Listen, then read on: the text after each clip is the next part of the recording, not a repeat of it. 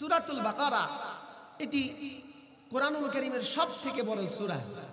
এই সূরাটিতে মোট 286টি আয়াত, 40টি রুকু রয়েছে। সূরা থেকে অত্যন্ত গুরুত্বপূর্ণ ফজিলতপূর্ণ একটি আয়াতে কারিমা আমি আপনাদের সামনে তেলাওয়াত করেছি। সূরাতুল বাকারার 255 নম্বর আয়াতে কারিমা। সম্মানিত ভাইরা আমার, এই সূরাটি রাসূল আকরাম সাল্লাল্লাহু আলাইহি ওয়াসাল্লামের মাদানী জিন্দেগিতে নবীজির উপর অবতীর্ণ হয়েছে।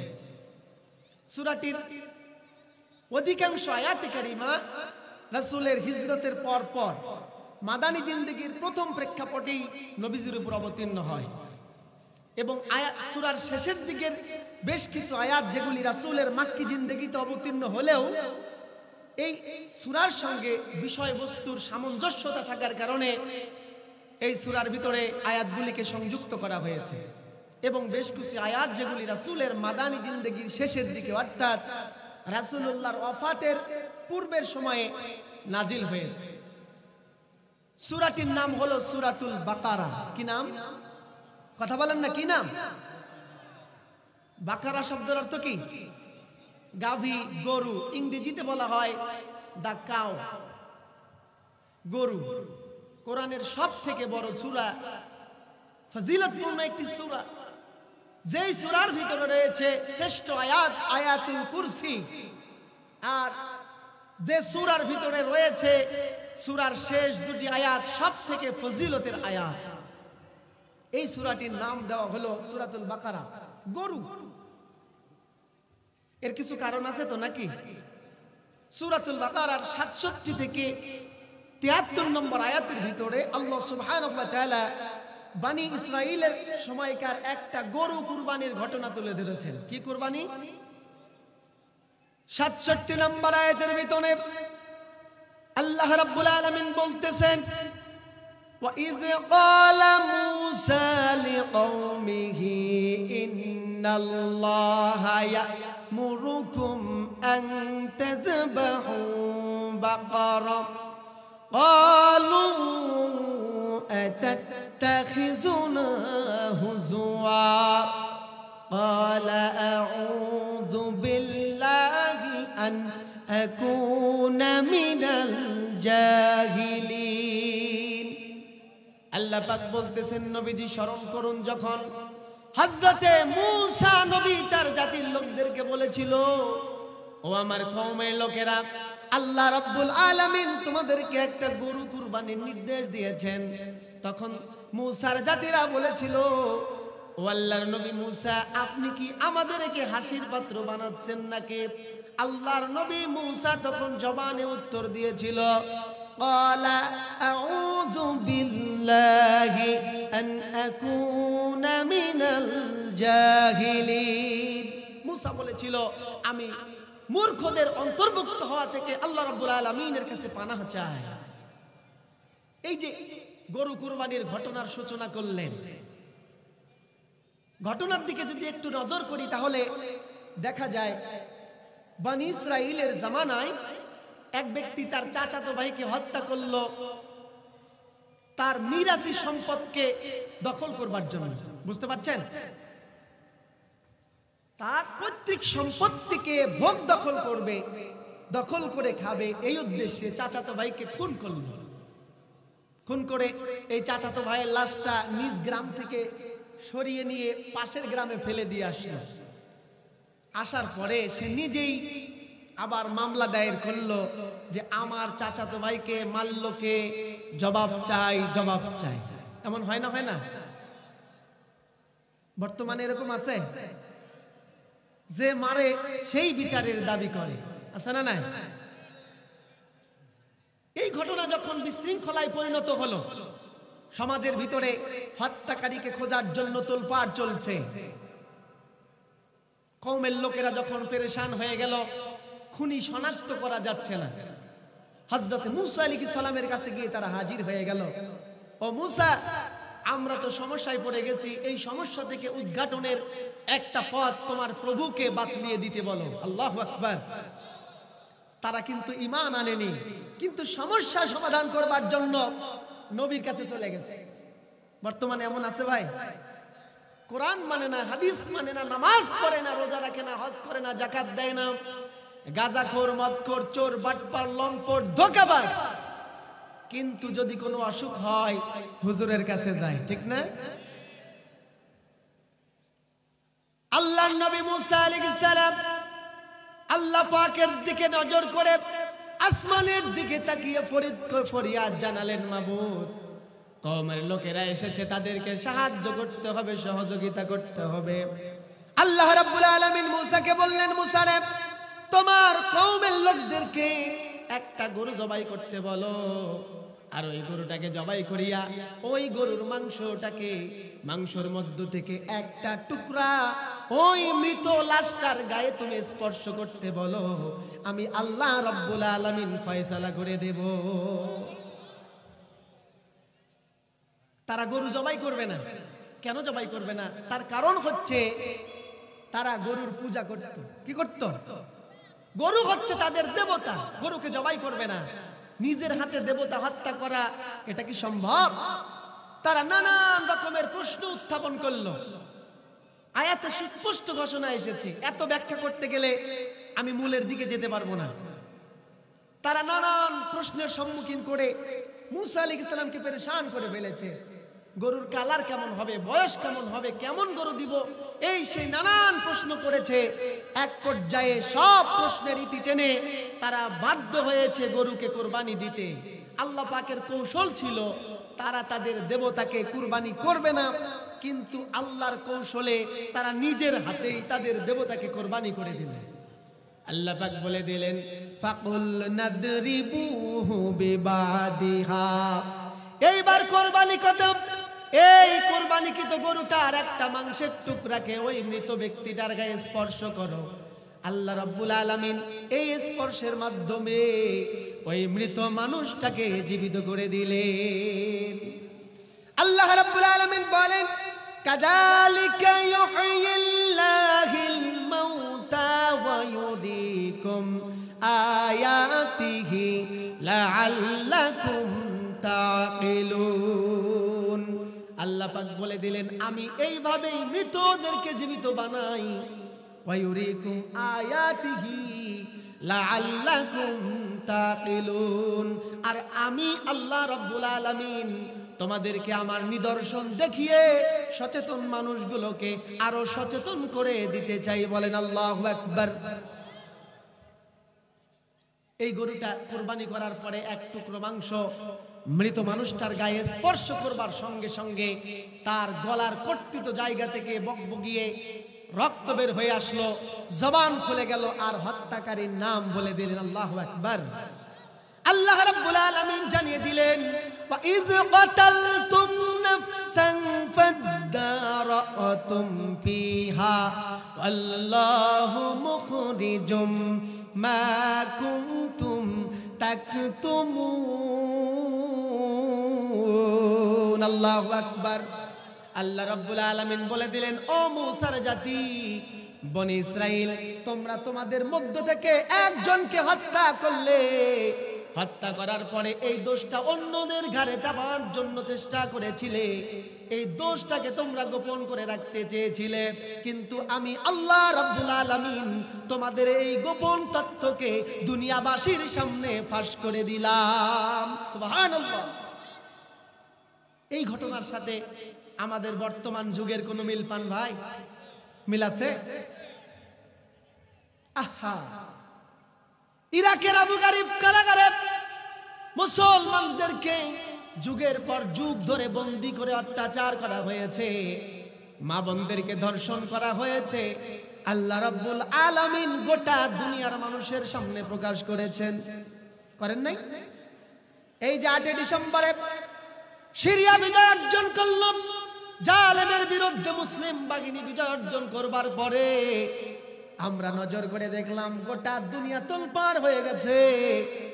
মাটির নিচে 4 তলা বিল্ডিং বানায়া ওই 4 তলার নিচে আয়না ঘরের মতো একটা ঘর বানালো, আর ওইখানে যুগের পর যুগ ধরে মুসলমান মুজাহিদদেরকে বন্দী করে বিনা বিচারে নির্যাতন করে হত্যা করা হয়েছে।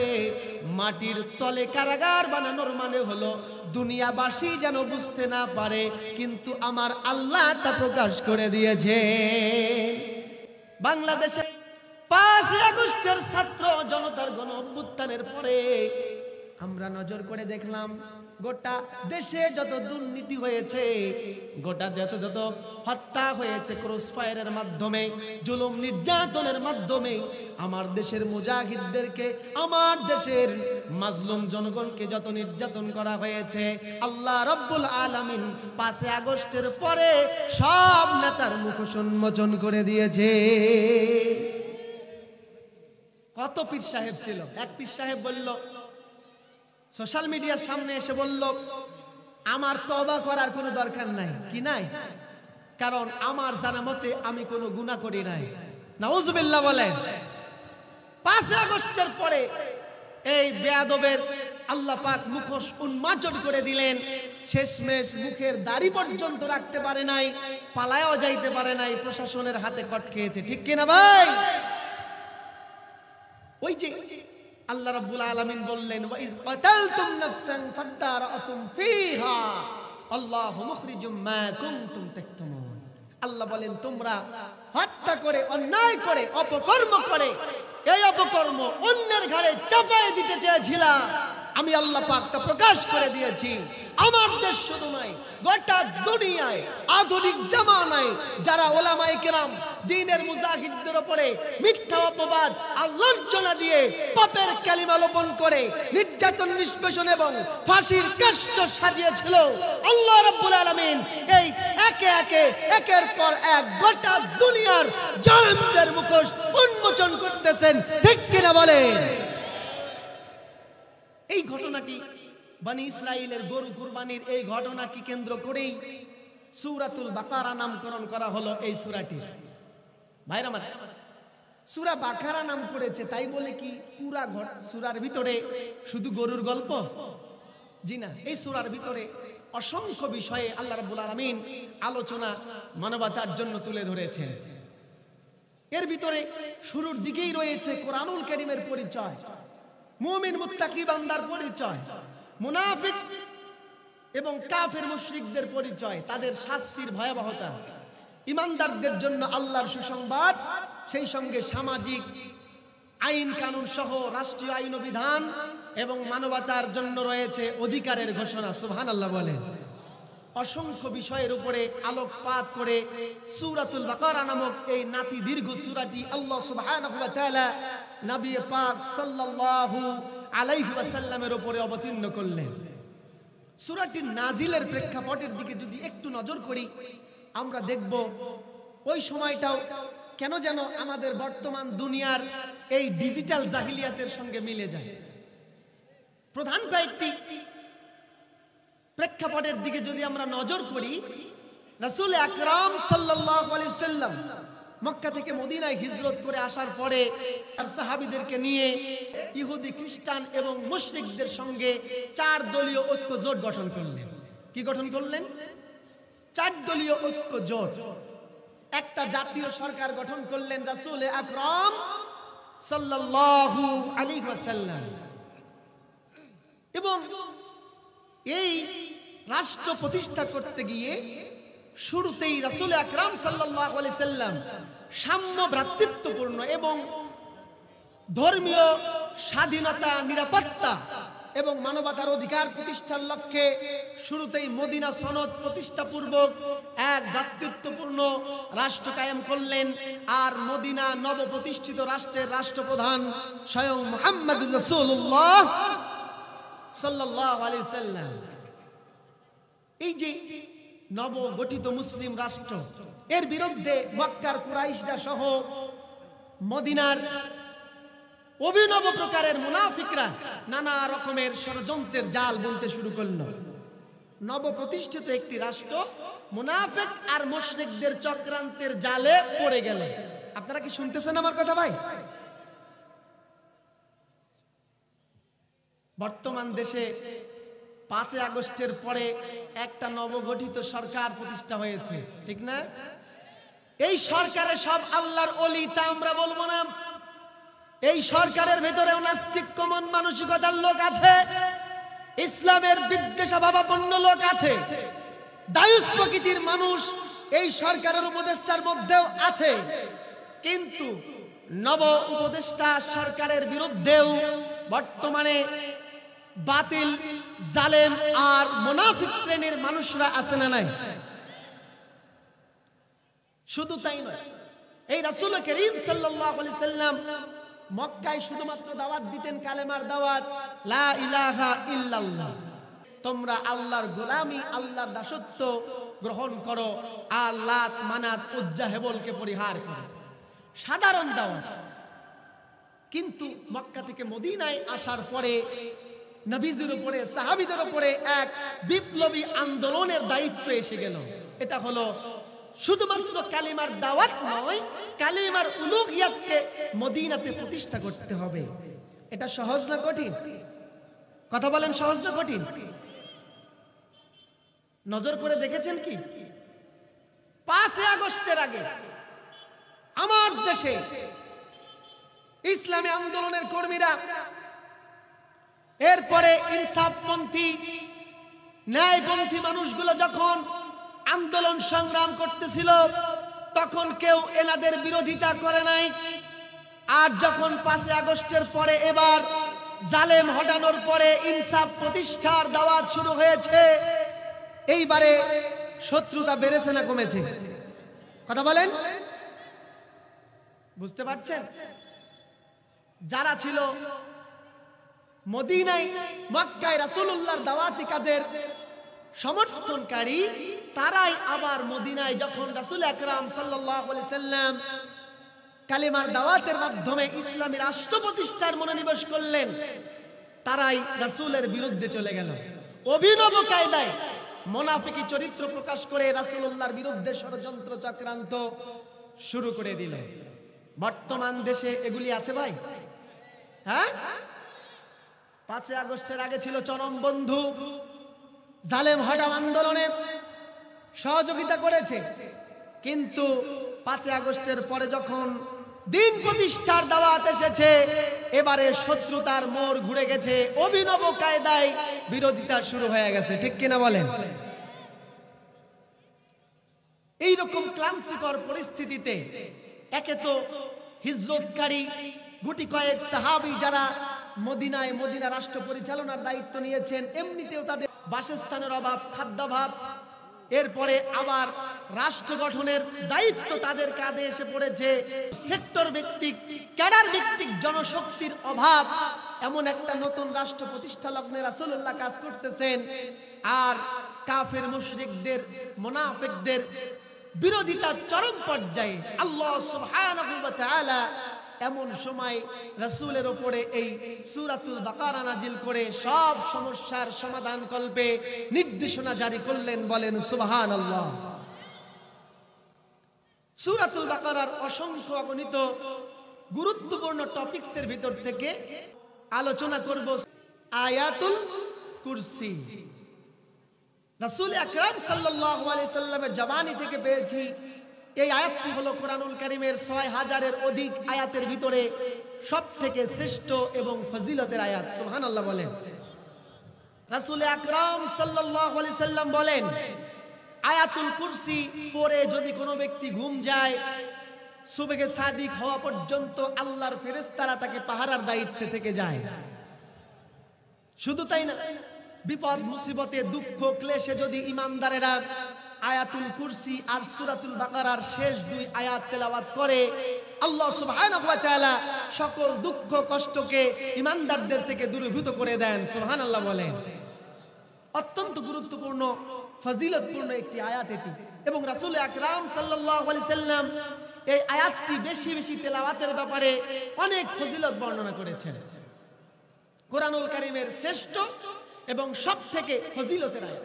রাসূল বলেছেন, যে ব্যক্তি সকাল সন্ধ্যা আয়াতুল কুরসি পাঠ করে, আল্লাহ রাব্বুল আলামিন তার মৃত্যুর পরেই তাকে জান্নাতে পাঠিয়ে দিবেন, তাকে জাহান্নাম থেকে নাজাত দিয়ে দিবেন।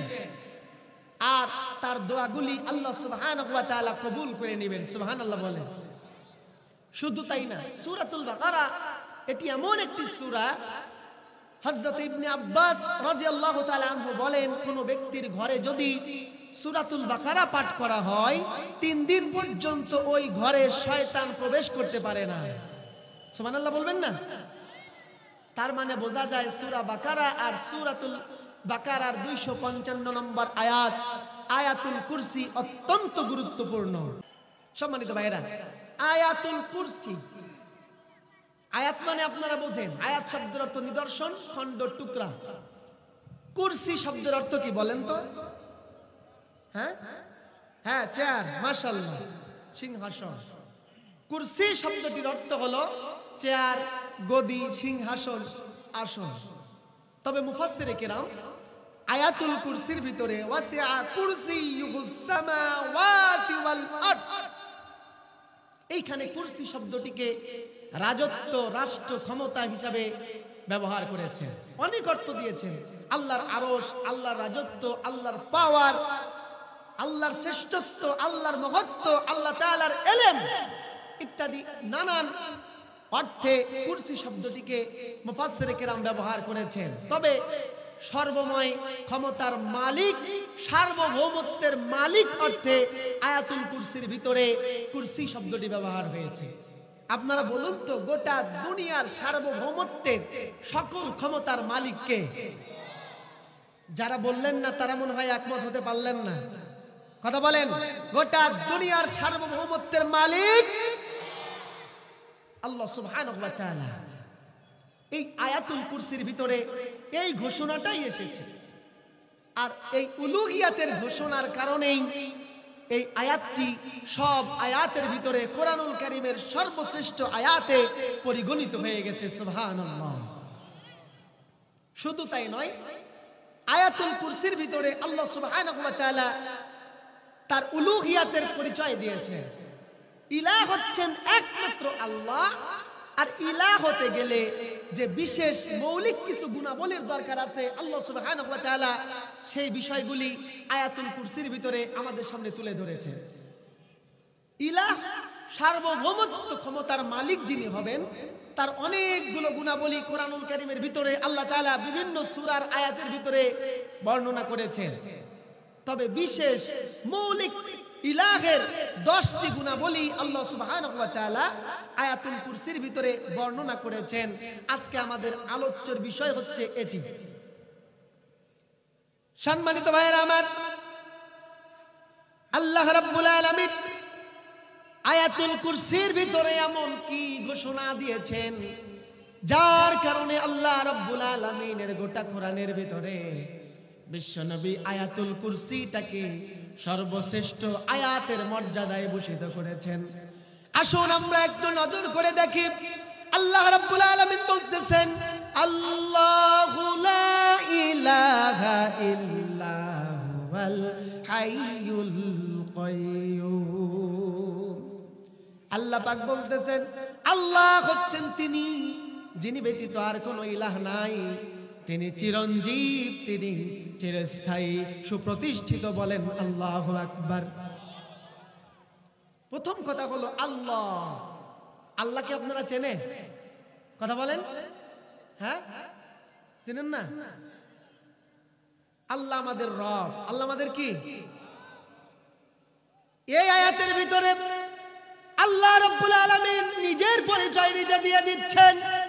ও বান্দারা, আল্লাহ হচ্ছেন তিনি লা ইলাহা ইল্লাহু, যিনি ব্যতীত তোমাদের আর কোনো ইলাহ নাই। এবার কথা হলো, আল্লাহ হচ্ছেন তিনি যিনি আমাদের ইলাহ। প্রশ্ন হলো, ইলাহ জানেন আপনারা? হ্যাঁ, আরবিতে ইলাহ শব্দের বেশ কয়েকটি অর্থ রয়েছে।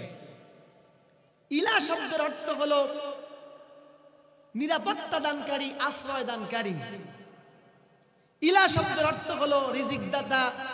ইলাহ শব্দের অর্থ হলো প্রভু, মালিক, মুনিব। ইলাহ শব্দের অর্থ হলো হুকুমদাতা। ইলাহ শব্দের অর্থ হলো মাবুদ, সকল দাসত্বের অধিকারী তিনি হচ্ছেন কে?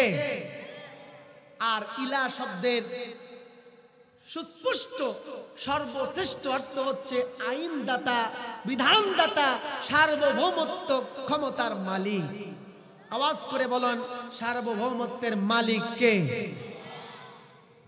আল্লাহ রাব্বুল আলামিন এই কথাটি এখানে বলতেছেন। আল্লাহ হচ্ছেন তিনি লা ইলাহা, কোন ইলাহ নাই, ইল্লাহু, ওই আল্লাহ ব্যতীত। সম্মানিত ভাইরা আমার, এবার কথা হলো ইলা শব্দের অর্থ যদি আইনদাতা হয়, ইলা শব্দের অর্থ যদি বিধানদাতা হয়, ইলা শব্দের অর্থ যদি হয় গোটা দুনিয়া পরিচালনার অধিকারী, ইলা শব্দের অর্থ যদি হয় রাষ্ট্র ক্ষমতার অধিকারী, তাহলে গোটা দুনিয়াতে আইন ও বিধান চলার কথা কার? আল্লাহ রাব্বুল আলামিন বললেন, আল্লাহু লা ইলাহা ইল্লাহু, আল্লাহ ছাড়া পৃথিবীবাসীর জন্য আর কোনো ইলাহ নাই। এটা সাধারণ কোনো স্লোগান নয়, সাধারণ কোনো কথা নয়। আল্লাহ ব্যতীত পৃথিবীতে আর কোনো ইলাহ নাই। উলুহিয়াত, সার্বভৌমত্ব ক্ষমতার মালিক হচ্ছেন একমাত্র আল্লাহ। এই দায়িত্বটা পালন করবার জন্যই আল্লাহ রব্বুল আলামিন পৃথিবীতে অসংখ্য নবী পাঠিয়েছেন। পূর্বের নবীদের শরীয়ত বিশ্লেষণ করলে দেখা যায় সকল নবী হযরতে আদম আলাইহিস সালাম থেকে নিয়ে মুহাম্মদ রাসূলুল্লাহ সাল্লাল্লাহু আলাইহি সাল্লাম পর্যন্ত সকল নবীর পৃথিবীতে আসার মিশন ও ভিশন ছিল একটা, সেটা ছিল লা ইলাহা। এই কালেমা আপনারা জানেন না? হযরত আদম আলাইহিস সালাম দাওয়াত দিয়েছেন, ও আমার জাতির লোকেরা, লা ইলাহা ইল্লাল্লাহ, আল্লাহ ছাড়া কোনো ইলাহ নাই। ইব্রাহিম আলাইহিস সালামের দাওয়াত ছিল লা ইলাহা ইল্লাল্লাহ। মুসা আলাইহিস সালাম, ঈসা, নূহ আলাইহিস সালাম, সকল নবী একই ধারাবাহিকতায় একটা দাওয়াত দিয়েছেন, লা ইলাহা ইল্লাল্লাহ। বলেন লা ইলাহা। কালেমা জানেন না? লা ইলাহা, জোরে লা ইলাহা। সকল নবী আম্বিয়ায়ে কেরামের একটাই মিশন ও ভিশন ছিল, এই পৃথিবীতে আল্লাহর উলুহিয়াতকে প্রতিষ্ঠা করতে হবে, আল্লাহর তাওহীদকে জমিনে প্রতিষ্ঠা করতে হবে। সার্বভৌমত্ব ক্ষমতার মালিক একমাত্র আল্লাহ। আল্লাহ ছাড়া কারো গোলামি, কারো দাসত্ব, কারো আইন, কারো হুকুম পৃথিবীতে চলবে না। গোটা দুনিয়াতে একমাত্র আইন চলবে আল্লাহর। এই আইন প্রতিষ্ঠার প্রতিনিধিত্ব করেছেন গোটা দুনিয়ার সব নবী, সব রাসূল।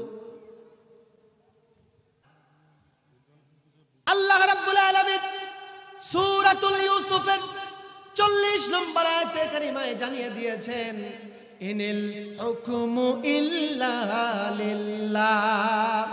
ও বান্দারা, গোটা দুনিয়াতে একমাত্র হুকুম চলবে, একমাত্র আইন চলবে আল্লাহর। আল্লাহ ব্যতীত কারো আইন চলবে না। কিন্তু আইন চলে কার? কথা বলেন। হ্যাঁ, মানব সমাজে আইন চলে কার? শয়তানের আর মানুষের। এর যৌক্তিক কিছু কারণও আছে। এই কারণটা একটা সূত্র দিয়ে যদি মিলান, কৃতিত্ব, কর্তৃত্ব, নেতৃত্ব ইকুয়াল টু রাজত্ব, ঠিক না? বুঝতেছেন আমার কথা? কৃতিত্ব, কর্তৃত্ব, নেতৃত্ব সমান সমান রাজত্ব, আইন আর রাজনীতি। দেখেন, কৃতিত্ব যার যেখানে, আইন চলে তার সেখানে, ঠিক না ভাই? আমার পরিবারে আমি শুধুমাত্র ভরণ পোষণের দায়িত্ব দেই বলে পরিবারের সন্তান সন্ততি থেকে শুরু করে নিয়ে আমার ঘরের বউ আইন মানে কার? আপনাদের বোধহয় কারো বউ আইন মানে না, না? আস্তাগফিরুল্লাহ। ঘরে সংসারে স্বামীর কর্তৃত্বের কারণে, কৃতিত্বের কারণে স্ত্রী তার আইন মেনে চলে। কর্তৃত্ব তার মানে হচ্ছে জোর যার, মুল্লুক তার, পাওয়ার আছে যার, হুকুম চলে ঠিক কিনা? যখন যে সরকার ক্ষমতায় আসে সে নিজের মতো করে আইন প্রণয়ন করে, আইন রচনা করে, কৃতিত্ব নাই, কর্তৃত্ব নাই, কিন্তু জনগণ ভোট দিয়েছে, সমর্থন দিয়েছে, নিজেদের নেতা বানিয়ে নিয়েছে, তার মানে নেতৃত্ব দিয়েছে। নেতৃত্ব যার, আইন চলে, ঠিক কিনা? যার নেতৃত্ব তার জনগণ তার আনুগত্য করতে বাধ্য। আপনারা কি বুঝে শুনে ঠিক বলতেছেন? কথা বলেন। আপনাদের মস্তিষ্ক যদি ঠিক থাকে আর সাক্ষ্য যদি ঠিক হয়, তাহলে এবার নজর করে দেখেন, এই পৃথিবীবাসীর জন্য আল্লাহর কোনো কৃতিত্ব আছে? হ্যাঁ, নাই। একজন, হ্যাঁ, আল্লাহ রাব্বুল আলামিন বলেন, আল্লাহুল্লাযী খালাকাস সামাওয়াতি ওয়াল আরদা ওয়া মা বাইনাহুমা। গোটা দুনিয়ার আসমান জমিনের মাঝামাঝিতে যা কিছু আছে সব সৃষ্টি করেছেন কে? সৃষ্টি করেছেন কে? তাহলে এই সৃষ্টির প্রতি আল্লাহর কৃতিত্ব আছে?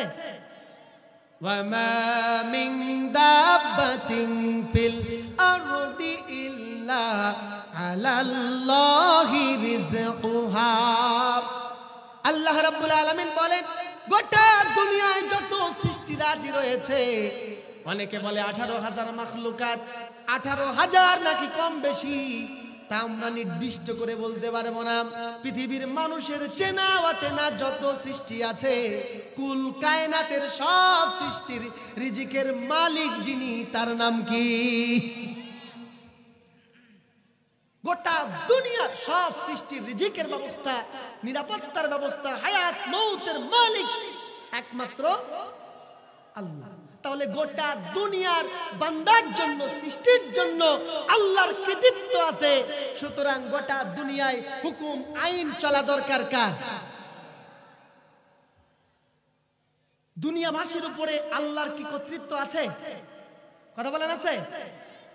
আল্লাহ রাব্বুল আলামিন বলেন, তাবারাকাল্লাযী বিয়াদিহিল মুলকু ওয়া হুয়া আলা কুল্লি শাইইন কাদির।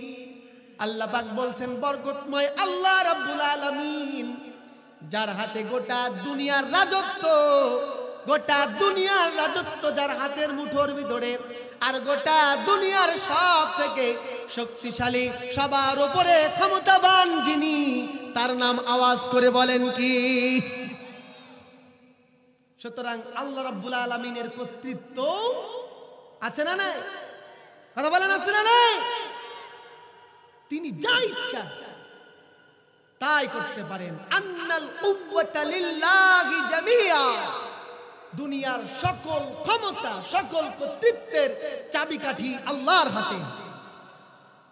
সুতরাং একজন মানুষ পরিবারের নেতা হওয়ার পরে যদি পরিবার তার আইন মানতে বাধ্য হয়, শুধুমাত্র অর্থনৈতিকভাবে কিংবা অন্য কোন পন্থায় কৃতিত্বের কারণে যদি মানুষ আইন প্রণয়ন করবার সুযোগ পায়, যদি ভোটাধিকার প্রয়োগের মাধ্যমে নেতৃত্ব নির্বাচন করবার পরে এই নেতা নেতৃত্বের পদাধিকার বলে আইন সংশোধন, আইন প্রণয়ন করবার সুযোগ পায়, যদি রাজনৈতিক দলের কোন নেতা চেয়ারে বসার কারণে আইন প্রণয়ন করবার ক্ষমতা পায়, তাহলে গোটা দুনিয়ার কুল কায়নাতের উপরে যার কৃতিত্ব, কর্তৃত্ব, রাজত্ব, গোটা দুনিয়ায় আল্লাহর আইন চলবে। ঠিক কিনা বলেন? সন্দেহের কোন সুযোগ আছে?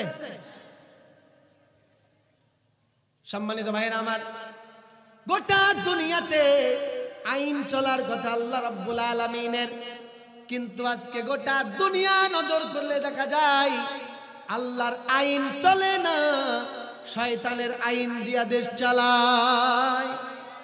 ঠিক কিনা? এবার একটা কথা আপনাদেরকে আমি একটু দৃষ্টি আকর্ষণ করতে চাই। আমরা যদি এতক্ষণের আলোচনা থেকে বুঝে থাকি, ইলাহ হচ্ছেন একমাত্র আল্লাহ। কুরসি মানে হলো সিংহাসন, রাজত্ব, ক্ষমতা। এটা আপনি কয়েকটা প্রচলিত ভাষায় নজর করে দেখেন। আরবিতে কুরসি মানে যদি সিংহাসন হয়, রাজত্ব হয়, রাষ্ট্র ক্ষমতা হয়। ফার্সি ভাষাতেও দেখবেন এই যে কুরসি শব্দটি চেয়ার, গদি, রাষ্ট্র ক্ষমতা অর্থেই ব্যবহার করা হয়। আবার আমাদের বাংলা ভাষার দিকে একটু নজর করে, বাংলা ডিকশনারি খুলে দেখেন, বাংলাদেশের মানুষ ক্ষমতার চেয়ারকে, ক্ষমতাকে গদি, চেয়ার হিসাবেই মূল্যায়ন করে, ঠিক না? ওই যে বলে না, ভাত দে কাপড় দে নাইলে গদি। এই গদি কোন গদি? এই গদি হলো ক্ষমতার গদি, এটা হলো ক্ষমতার চেয়ার। আমার ভাইয়ের হত্যার বিচার কর, নাইলে তোর চেয়ার স্যার। কোন চেয়ার? আপনার বাড়ির সোফার চেয়ার নয়, এই চেয়ার হলো রাষ্ট্র ক্ষমতার চেয়ার। সুতরাং ওয়াসিআ কুরসিয়্যুস সামাওয়াতি ওয়াল আরদ, গোটা দুনিয়া, গোটা কুল কায়নাতে আল্লাহর রাজত্ব প্রতিষ্ঠিত, আর তিনি ছাড়া কোনো ইলাহ নাই। সুতরাং গোটা দুনিয়াতে আইন চলবে। জোরে বলেন কে?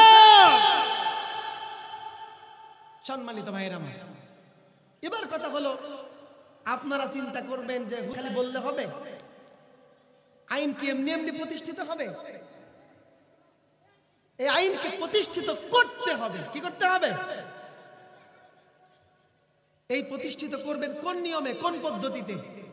পদ্ধতি জানা আছে আপনাদের? হ্যাঁ, নবীদের পদ্ধতিতে। কাদের পদ্ধতিতে? কথা বলেন।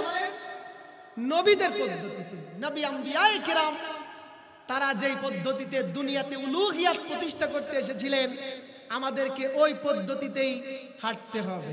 এবার কথা হলো, নবীদের পদ্ধতিটা কি?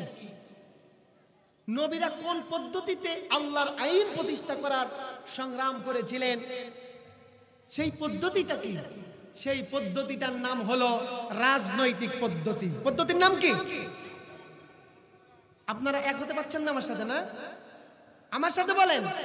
নবীরা, আম্বিয়ায়ে কিরাম দুনিয়াতে আল্লাহর উলুহিয়াত প্রতিষ্ঠা করতে এসেছিল রাজনৈতিক পদ্ধতিতে। কোন পদ্ধতিতে? আল্লাহ রাব্বুল আলামিন বলেন, আতাইনাহুমুল কিতাবা ওয়াল হুকমা ওয়ান নবুওয়াহ। আল্লাহ পাক বলেন, শুধুমাত্র নবুয়াত দিয়ে নবীদেরকে প্রেরণ করি নাই, আমি নবীদেরকে পৃথিবীতে প্রেরণ করেছি আমার পক্ষ থেকে সুস্পষ্ট সংবিধান, সুস্পষ্ট কিতাব দিয়ে, আর তাদেরকে রাজনৈতিক ক্ষমতা দিয়ে পৃথিবীতে প্রেরণ করেছি। এই রাজনৈতিক প্রক্রিয়ায়, রাজনৈতিক পদ্ধতিতে আল্লাহ রাব্বুল আলামিনের নবীগণ, রাসূলগণ জমিনে আল্লাহর উলুহিয়াতকে প্রতিষ্ঠা করেছেন। সম্মানিত ভাইরা, যারা এই যে সামনে ফাঁকা রেখে পিছনে বসে আছেন, আপনারা একটু সামনের দিকে আসেন। সামনের ভাইদের সাথে আপনাদের কি ঝগড়া আছে নাকি? হ্যাঁ, একটু এগিয়ে আসেন। এগিয়ে এসে সামনের জায়গা পূরণ করুন, পিছনে অন্য ভাইদেরকে বসার সুযোগ করে দিন। ভাইরা আমার, এবার কথা হলো, নবী রাসূলগণ রাজনৈতিক প্রক্রিয়ায় আল্লাহর উলুহিয়াত প্রতিষ্ঠা করেছেন, প্রতিষ্ঠার আন্দোলন করেছেন। এবারে আসুন তো, রাজনীতিটা কি? রাজনীতি কি? রাজনীতির ইংরেজি প্রতিশব্দ হলো পলিটিক্স। রাজনৈতিক ইতিহাস বিশ্লেষণ করলে, রাষ্ট্রবিজ্ঞান, পৌরনীতি ও সুশাসন পড়াশোনা করলে দেখা যায় 1500 শতকের দিকে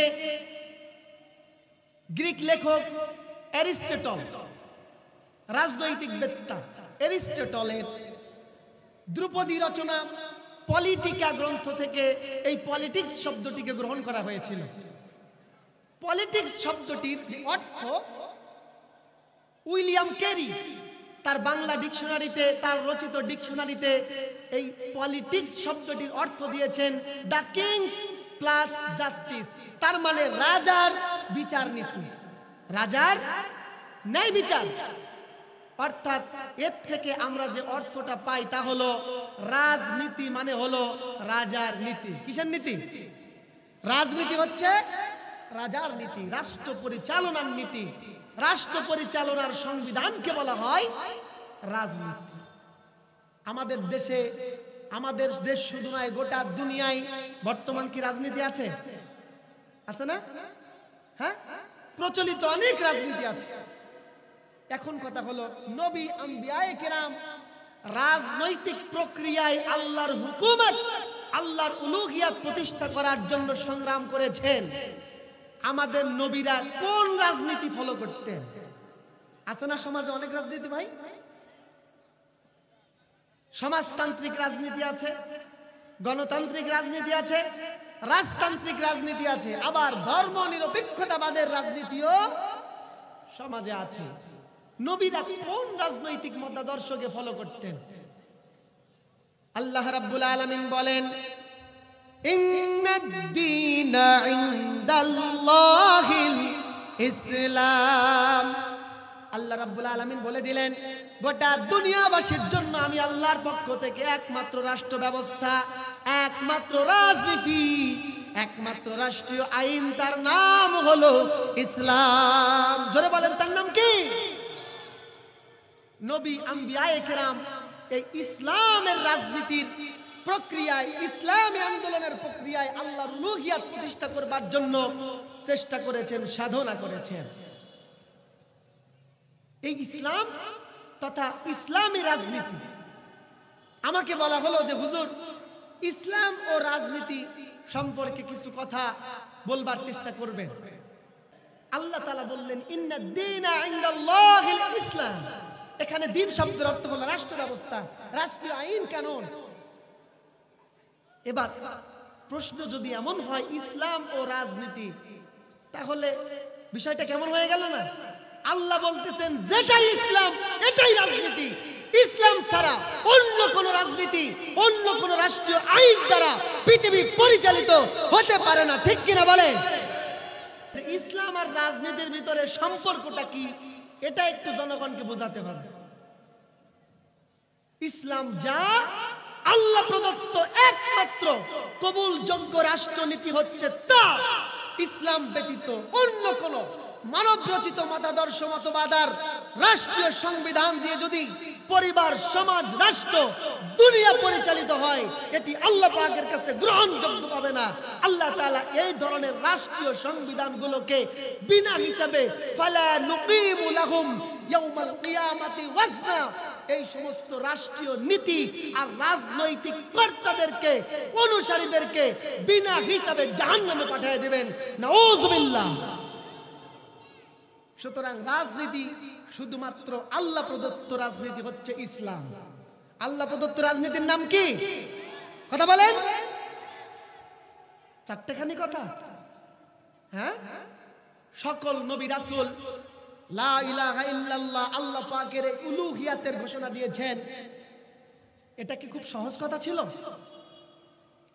লা ইলাহা ইল্লাল্লাহ আমরা শুধুমাত্র জিকিরের কালেমা বানায় নিয়েছি, কিন্তু লা ইলাহা ইল্লাল্লাহ যেন তেন কোনো জিকিরের কালেমা নয়, এক বিপ্লবী কালেমা। এই কালেমা প্রতিষ্ঠা করবার জন্যই হযরত আদম থেকে মুহাম্মদ রাসূলুল্লাহ সাল্লাল্লাহু আলাইহি সাল্লাম পর্যন্ত সকল নবী আন্দোলন করেছেন, সংগ্রাম করেছেন, নির্যাতন নিষ্পেষণের শিকার হয়েছেন, এমনকি বাতিলের হাতে জীবন পর্যন্ত বিসর্জন দিতে হয়েছে। ঠিক কিনা বলেন? এটা যেন তেন কালিমা না।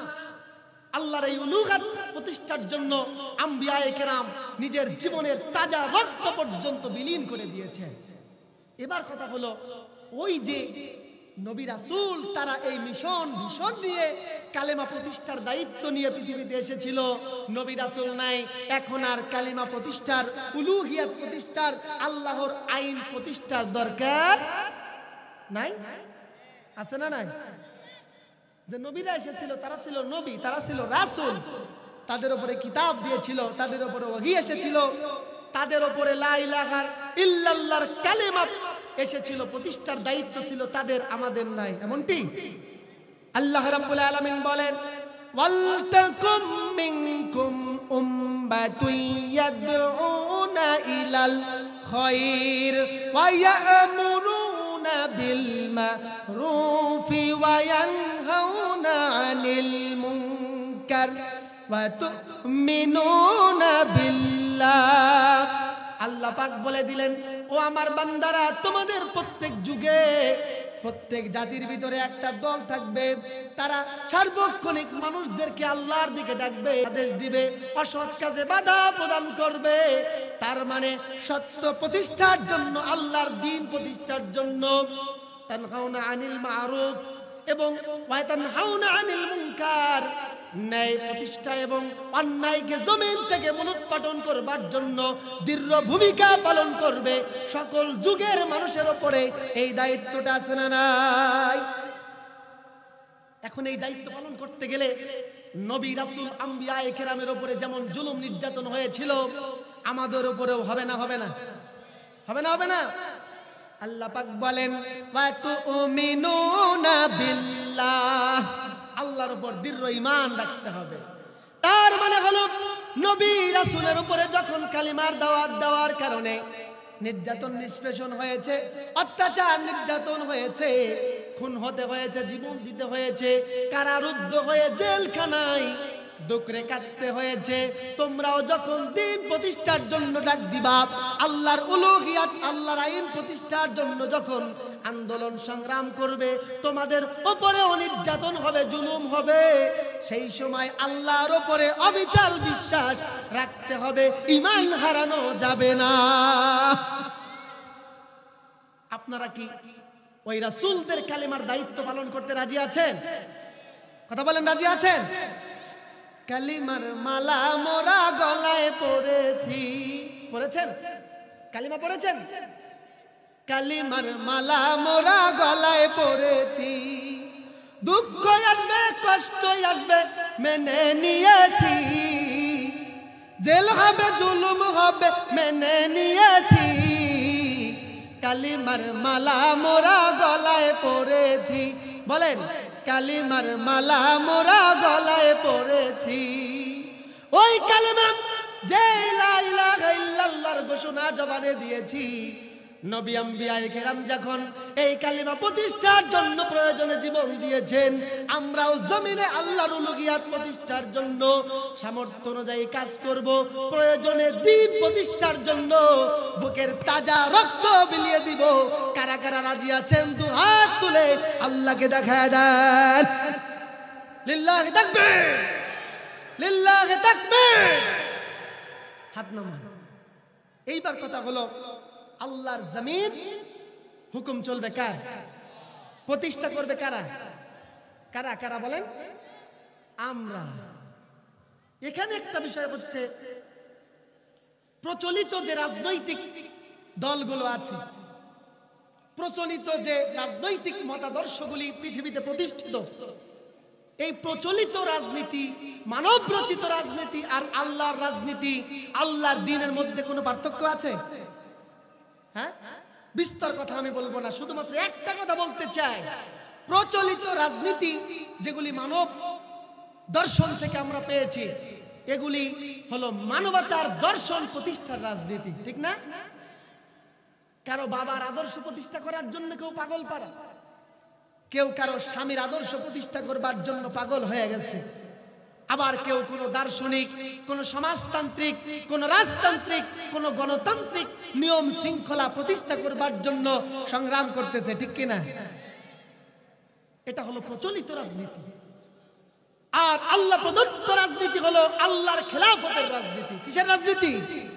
আল্লাহ প্রদত্ত রাজনীতি। আল্লাহ পাক রব্বুল আলামিন যে ইসলাম আমাদেরকে দিয়েছেন, যে শরিয়া, যে হুকুম, যে আইন বিধান, যে দ্বীন আমাদেরকে দিয়েছেন, এই ইসলাম ভিত্তিক রাজনীতি হলো আল্লাহর রাজনীতি। এটা হলো আল্লাহ প্রদত্ত রাজনীতি। আল্লাহ প্রদত্ত রাজনীতিতে যারা রাজনৈতিক নেতা এবং কর্মী, তারা হলো আল্লাহর খেলাফতের, আল্লাহর প্রতিনিধিত্বমূলক রাজনৈতিক নেতা। আর যারা প্রচলিত রাজনীতি করছে, তারা হলো নিজেদের আদর্শ প্রতিষ্ঠার নেতা। বুঝতে পারেন এটা আপনারা? এবার কথা বলেন, মানুষের আদর্শ জমিনে প্রতিষ্ঠিত হবে নাকি আল্লাহর আদর্শ? কথা বলেন, কার আদর্শ? আল্লাহ রাব্বুল আলামিন বলেন, আলা লাহুল খালকু ওয়াল আমর, ও আমার বান্দারা, সৃষ্টি যার, হুকুম চলবে একমাত্র তার। গোটা দুনিয়া সৃষ্টি কার? হুকুম চলবে। দুনিয়ার মানুষের দিকে একটু তাকান না, আল্লাহ পাকের প্রত্যেকটা কথার মধ্যে সূক্ষ্ম যুক্তি, সূক্ষ্ম দলিল আছে। একটা একটা মোবাইল কোম্পানি যখন মোবাইল বানায়, মোবাইল বানাবার পরে কিছু নিয়ম শৃঙ্খলা তারা দিয়ে দিয়েছে। মোবাইলটার নির্ধারিত জায়গায় চার্জ লাগাতে হবে, অন্য জায়গায় লাগালে চার্জ হবে না, ঠিক না? মোবাইল কারেন্ট দিয়ে চালাতে হবে, চার্জ ফুরিয়ে গেলে মোটর সাইকেলকে চালানোর জন্য যেমন পেট্রোল দেওয়া হয়, মোবাইলের ভিতরে পেট্রোল দিলে মোবাইল চলবে, চলবে ভাই। আবার মোটর সাইকেল কোম্পানি যখন মোটর সাইকেলটা বানালো, তারা একটা রেস্ট্রিকশন দিয়ে দিল, এইখানে ব্রেক, এইখানে পিকআপ, এই পায়ের নিচে পিছনের ব্রেক, এই যে কিছু নিয়ম কানুন দিয়ে দিল। আর সিস্টেম দিল চালাতে হবে পেট্রোল অথবা অকটেন দিয়া। এইবার যদি আপনি মনে করেন পেট্রোল অকটেন না, আমি পানি দিয়া চালাবো, দাম দিয়ে কেনা লাগে না, মোটর সাইকেল চলবে? তার মানে বোঝা যায় সৃষ্টি যার, হুকুম চলবে। মোবাইল কোম্পানি মোবাইলটা বানাইলো, বানানোর পরে নিয়ম দিয়া দিল কারেন্ট দিয়ে চালানো লাগবে, চার্জ দিয়ে চালানো লাগবে, এনার্জি দিয়ে চালাতে হবে। পানি দিয়ে চালালে মোবাইল চলবে না, মোবাইল নিমিষেই নষ্ট হয়ে যাবে।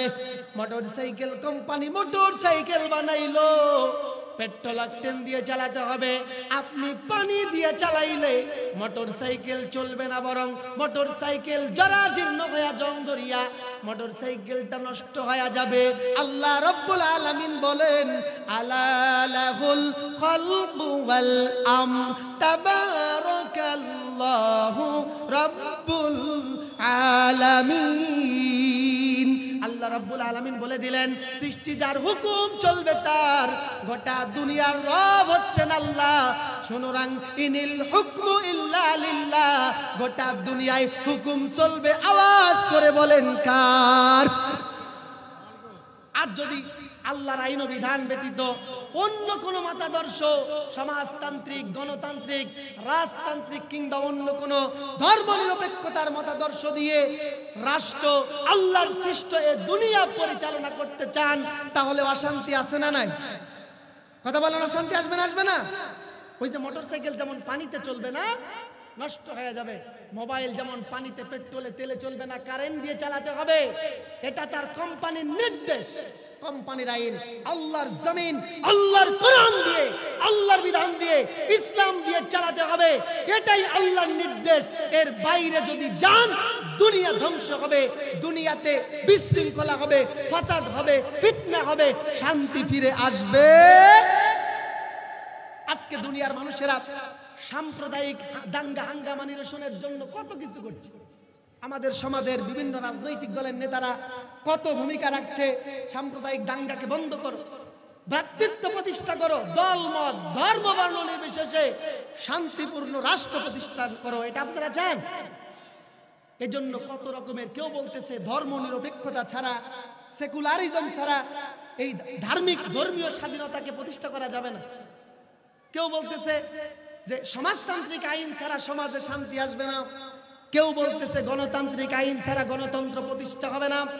কেউ বলতেছে রাজতন্ত্র ছাড়া সমাজের শান্তির বিকল্প নাই। কিন্তু আল্লাহ রাব্বুল আলামিন বলেন, ফাবিযালিকা ফালইফরাহু হুয়া খায়রুম মিম্মা ইয়াজমাউন। আল্লাহ রাব্বুল আলামিন বলেন, ও আমার বান্দারা, আনন্দিত হও, উল্লাস করো, খুশি হয়ে যাও। তোমাদেরকে আমি আল্লাহ ইসলাম নামক, কোরআন নামক যে সংবিধানটা দিলাম, এই সংবিধানের ভিতরে পৃথিবীর সব মতাদর্শের, সব উন্নয়ন, সব মতাদর্শের সব কল্যাণ আমি আল্লাহ একীভূত করে দিয়েছি। বলেন সুবহানাল্লাহ। এই কল্যাণ বাদ দিয়ে যখন আপনি টুকরো টুকরো কল্যাণ দিয়ে রাষ্ট্র পরিচালনা করতে যাবেন, সমাজে শান্তি ফিরে আসবে? আসবে না। যে যেই মতাদর্শ দিয়ে ইসলাম প্রতিষ্ঠা করতে, শান্তি প্রতিষ্ঠা করতে চান, শান্তি প্রতিষ্ঠা হবে না। বিষয়টা ওই রকম হবে। এক লোক শীতের দিন জামাই বাড়ি যাচ্ছে। কোথায় যাচ্ছে? জামাই বাড়ি যাচ্ছে। নতুন জামাই বাড়িতে আমাদের উত্তরবঙ্গের একটা সিস্টেম হলো, নতুন জামাই বাড়িতে শ্বশুর লেপ, কাঁথা, কম্বল এগুলি কিছু দান করে, তাই না? শীতের দিন কাঁথা কম্বল নিয়ে যাচ্ছে জামাইয়ের বাড়ি। প্রতিমধ্যে দেখছে জামাইয়ের বাড়িতে যাওয়ার আগে পাশের গ্রামে এক বাড়িতে ভয়াবহ আগুন লেগে গেছে। আগুনে পুড়ে দাও দাও করছে, সারকার হয়ে যাচ্ছে। চিন্তা করলো, সর্বনাশ, এ বাড়ির কয় বাড়ি পরে আমার জামাইয়ের বাড়ি, এই আগুন যদি চলতে থাকে কিছুক্ষণ পরে আমার জামাইয়ের বাড়ির চিহ্ন আর থাকবে না, ছাই হয়ে যাবে। চিন্তাটা ঠিক আছে না? চিন্তা ঠিক। জামাইয়ের কল্যাণ চাচ্ছে, অগ্নিদগ্ধ অসহায় মানুষের কল্যাণের জন্য চিন্তা করেছে। এই চিন্তাকে আমরা সাপোর্ট করি না? করি না? কি আছে, কি দিয়ে আগুন নেভানো যায়? আছে তো শুধু খাতা কম্বল।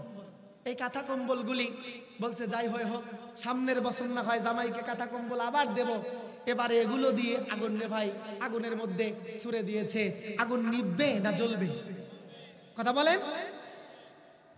মোটর সাইকেল নিয়ে এক ভাই যাচ্ছে, ট্যাঙ্কি ভরা তেল, তেলের দামও তো এখন কম না, তাই না? চিন্তা করলো সর্বনাশ, আগুন লেগে গেছে, মানুষগুলো ক্ষতিগ্রস্ত, এই আগুন আমার নিভাতে হবে। আমি একজন সামাজিক মানুষ, জনদরদি মানুষ, আগুন নিভাতে গেলে কি করি? কিচ্ছু তো নাই, আছে আমার মোটর সাইকেলের তেল। কল্যাণের জন্য আগুনটা নিভানোর নিয়ত করেছে, ভালো নিয়ত, কিন্তু পেট্রোল বের করে যখন আগুনের মধ্যে আগুন নিভানোর জন্য ছড়ে দিয়েছে, নিয়ত ভালো কিন্তু আগুন না নিভে আবার দাও দাও করে, ঠিক না? আমার ভাইয়েরা, বন্ধুরা, আজকে পৃথিবীতে অশান্তির দাবানল দাও দাও করে জ্বলতেছে। গোটা দুনিয়ার পরিবার, সমাজ, রাষ্ট্র অশান্তির দাবানলে জ্বলে পুড়ে ছারখার হয়ে গেছে। মানবতার কল্যাণের জন্য বিভিন্ন মতাদর্শের মানুষগুলো, তারা জনগণের কল্যাণ করবার জন্য তাদের মতাদর্শ দিয়া সমাজে শান্তি প্রতিষ্ঠা করবার জন্য চেষ্টা করতেছে। গণতান্ত্রিক নেতারা বলতেছে আমার গণতন্ত্র দিয়া সমাজে শান্তি প্রতিষ্ঠা করতে চাই। রাজতান্ত্রিক নেতারা বলতেছে রাজতান্ত্রিক পাওয়ার দিয়া সমাজে শান্তি প্রতিষ্ঠা করতে চাই। আর যারা ধর্মনিরপেক্ষতার ধ্বজাধারী, ধর্মনিরপেক্ষতার ধ্বজাধারী এই অধার্মিক মানুষগুলো চায় ধর্মীয় স্বাধীনতার জন্য ধর্মনিরপেক্ষতা, সেকুলারিজম প্রতিষ্ঠা করতে হবে। এই মর্মে তারা নিজেদের মতাদর্শ প্রতিষ্ঠা করে রাষ্ট্রীয় আইন প্রণয়ন করে সমাজে শান্তি ফিরাতে চাচ্ছে। আমার ভাইয়েরা, আপনাদেরকে আমি প্রমোট করলাম, সাপোর্ট করলাম, আপনাদের জনদরদি মনকে আমি সালাম দিলাম, স্যালুট দিলাম, কিন্তু ওই যে আগুন নিভানোর ঘটনায় জনদরদি মোটর সাইকেলের তেল যেমন দিয়েছে, আগুন নিবে নাই, আগুন বেড়ে গেছে।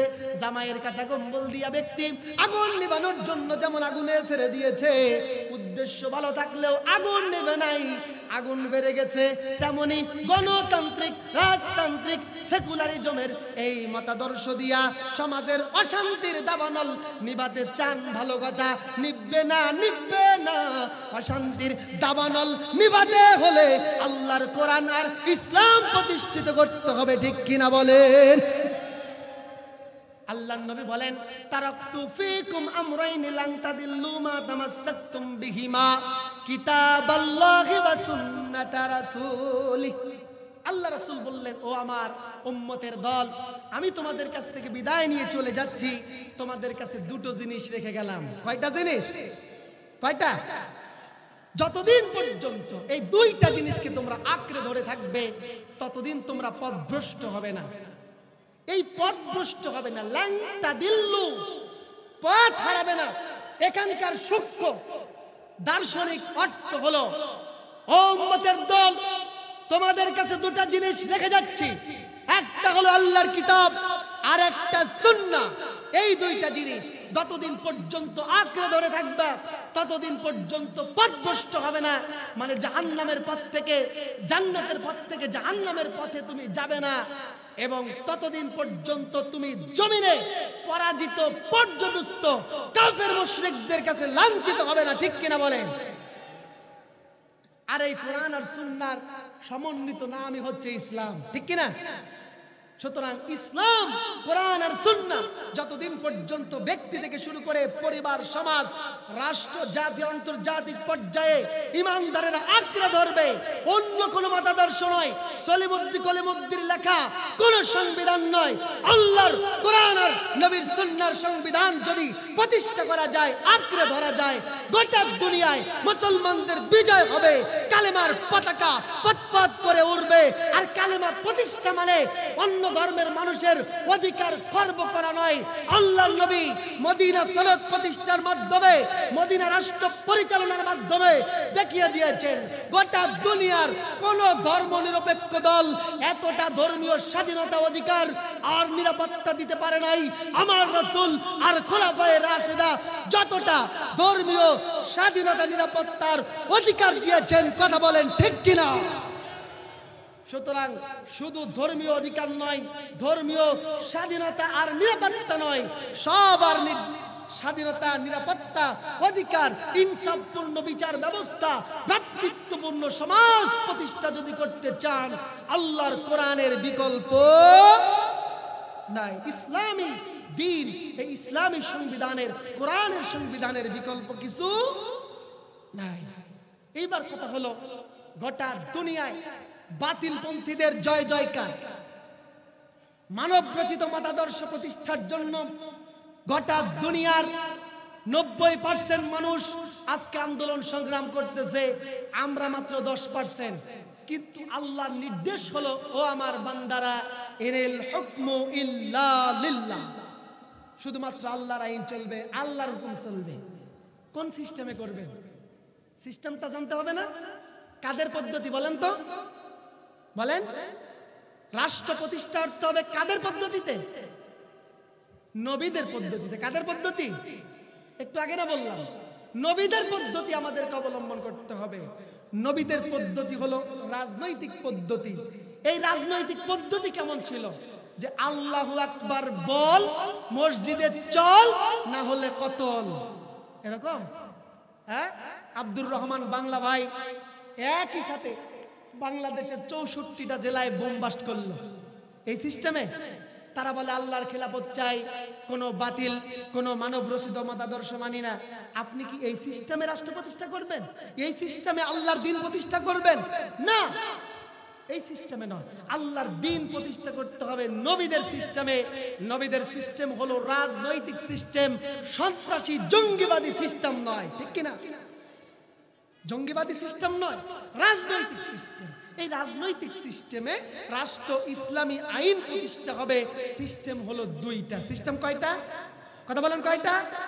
একটা হলো জনমত গঠন করতে হবে, জনগণকে বুঝিয়ে শুনিয়ে কোরআনের দাওয়াত দিয়ে, ইসলামের দাওয়াত দিয়ে, নেতার নেতৃত্বের আদর্শ ফুটিয়ে তুলে জনগণকে ইসলামী আইনের দিকে অনুকূলে নিয়ে আসতে হবে। আল্লাহ রাব্বুল আলামিন বলেন, নবীদের দায়িত্ব ছিল, ইয়া কওমি ইবুদুল্লাহ মা লাকুম মিন ইলাহিন গায়রুহু। প্রত্যেক নবী আল্লাহর দ্বীন প্রতিষ্ঠার জন্য, আল্লাহর রাজ কায়েমের জন্য জনমত গঠন করেছেন। তারা মানুষদেরকে ডাক দিয়ে বলেছেন, ও আমার জাতির লোকেরা, একমাত্র আল্লাহর দাসত্ব করো, আল্লাহর আইন মেনে চলো, কেননা আল্লাহ ব্যতীত আর কোনো মাবুদ নাই। জনমত গঠনের কাজ করেছেন নবী আম্বিয়ায়ে কেরাম। এই জনমত গঠনের কাজ করতে গিয়ে কখনো বাধার সম্মুখীন হয়েছেন, আবার কখনো তারা সমাদৃত হয়েছেন, ঠিক না? এই সিস্টেম এখনো বলবৎ আছে না? এই ধারা এখনো আছে। আপনি দেখবেন রাজনৈতিক পদ্ধতিতে ইসলাম প্রতিষ্ঠা করতে গেলে পৃথিবীতে সর্বপ্রথম যারা বাধা সৃষ্টি করে তারা হলো রাজনৈতিক গোষ্ঠী, ঠিক না? সকল নবীর যুগে নবীদের দ্বীন প্রতিষ্ঠার কাজে প্রথম বাধা হয়ে দাঁড়িয়েছিল রাষ্ট্রশক্তি কিংবা মানব রচিত মতাদর্শের রাজনৈতিক নেতারা। আজকেও গোটা দুনিয়া নজর করে দেখেন, ইসলামী রাষ্ট্র প্রতিষ্ঠার মূল প্রতিবন্ধকতা সাধারণ মানুষ সৃষ্টি করে না, প্রধান প্রতিবন্ধকতা সৃষ্টি করে হলো রাজনৈতিক দলের নেতারা। তারা নানান রকমের আজে বাজে বস্তা পচা থিওরি মারে, কোরআনে রাজনীতি নাই, ইসলামে রাজনীতি নাই, আমাদের দলে ইসলাম নাই। এই ধরনের বিরোধিতা ভাবাপন্ন মত যদি কেউ প্রকাশ করে, কেউ যদি বলে ইসলামে রাজনীতি নাই অথবা ইসলাম আমাদের রাজনীতিতে ইসলাম নাই, তার মানে বুঝতে হবে এই পাগলার ঈমান নাই, ঠিক কি না? কোরআনে অসংখ্য আয়াত কারিমার ভিতরে রাজনৈতিক দিক নির্দেশনা দেওয়া আছে। আল্লাহর জমিনে রাজ চলবে আল্লাহর, এটাই হক, এটাই বাস্তবতা। এরপরে ইমানদার যদি বলে কোরআনে রাজনীতি নাই, বুঝতে হবে কোরআনের আয়াতের সঙ্গে কুফরি করবার কারণে তোর ঈমানও নাই। আর এর সঙ্গে যারা তালে তাল মিলায়া, গালে গাল মিলায়া, গপ্প মেরে যখন পক্ষ নিয়ে কাজ করবেন, আল্লাহ রাসূল সাল্লাল্লাহু আলাইহি ওয়াসাল্লাম বলেন, আন আওস ইবনে শুরাহবিল রাদিয়াল্লাহু তাআলা আনহু আন্নাহু সামিআ রাসূলুল্লাহ সাল্লাল্লাহু আলাইহি ওয়াসাল্লাম মান মাশা মা যালিমিন লিয়ুগবিয়াহু ওয়া হুয়া ইয়ালামু ইন্নাহু যালিমুন ফাকাদ খারাজা মিনাল ইসলাম। আল্লাহ রাসূল বলেন, যেই ব্যক্তি জালেমকে জালেম জেনে তারপরেও তাকে সমর্থন দেয়, সে ইসলাম থেকে খারেজ হয়ে গেছে, তার মানে সে আর মুসলমান নাই, ঈমান নাই। আমি শেষ করে দিতে চাই, সর্বশেষ দুটি বাক্য বলেছি। যারা ইসলামী রাজনীতি, ইসলামী রাষ্ট্রনীতি, আল্লাহর উলুহিয়াতকে স্বীকার করে না, কুফরি করে, তাদের ঈমান থাকবে না। সেই সঙ্গে যারা সমর্থন করবে এবং বাতিল মতাদর্শীদেরকে পক্ষ নিয়ে সমর্থন দিয়ে শক্তি বর্ধনের চেষ্টা করবে, আল্লাহ রাসূল বলেন, মান মাশা মা যালিমিন লিয়ুগবিয়াহু ওয়া হুয়া ইয়ালামু ইন্নাহু যালিমুন ফাকাদ খারাজা মিনাল ইসলাম। আল্লাহ রাসূল বললেন, জালেমকে জালেম জেনে যারা কোরআনের উপরে, ইসলামের উপরে, মানবতার উপরে জুলুম করে, আল্লাহর উপরে জুলুম করে, আল্লাহর উলুহিয়াতকে অস্বীকার করে জুলুম করে, তাদেরকে যারা সমর্থন দিবে তাদেরও ঈমান থাকবে না। সুতরাং আমরা আমাদের ঈমান রক্ষা করব তো ইনশাআল্লাহ। ঈমান রক্ষা করতে হবে না? আল্লাহ আমাদেরকে হেফাজত করুন, বলেন আমিন।